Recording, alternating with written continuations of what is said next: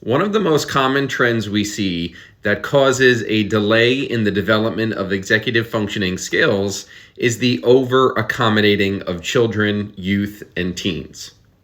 We see this over-accommodating within the school environment most often on an IEP or 504 plan. The thing that we have to start to pay attention to is, does this accommodation fade over time?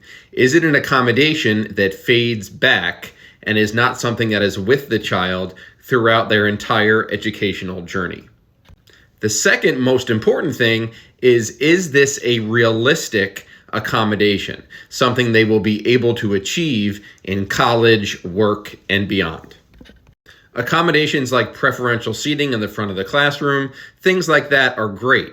But other accommodations, like being able to be given the notes ahead of time by the teachers, or being able to turn things in late without points off or a consequence, simply are not realistic and don't teach kids to reach deadlines and persevere through that boredom and non-preferred tasks.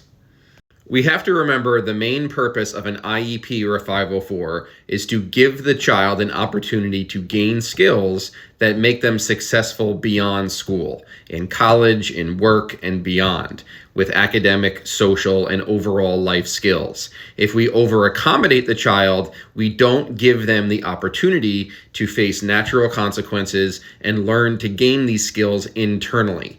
We leave them dependent on adults, and kids learn that they don't really have to do these non-preferred tasks, and the adults in their lives will pick up the mess for them. We also see over-accommodating within the home environment when there are low expectations placed on the child and the parents often overindulge the child to avoid conflict, or there's a lack of structure, boundaries, and consequences for behavior in the home. ADHD children feel most safe when boundaries are set, when limits are set, when parents take a true, nurturing, warm, authoritative role in the home. When kids get bored and they feel the need to push buttons and test boundaries and do this on a consistent daily basis, much more often than a neurotypical child would, that's when we start to see the child gain extra behaviors, anxiety, and have more behaviors in the home to test those limits.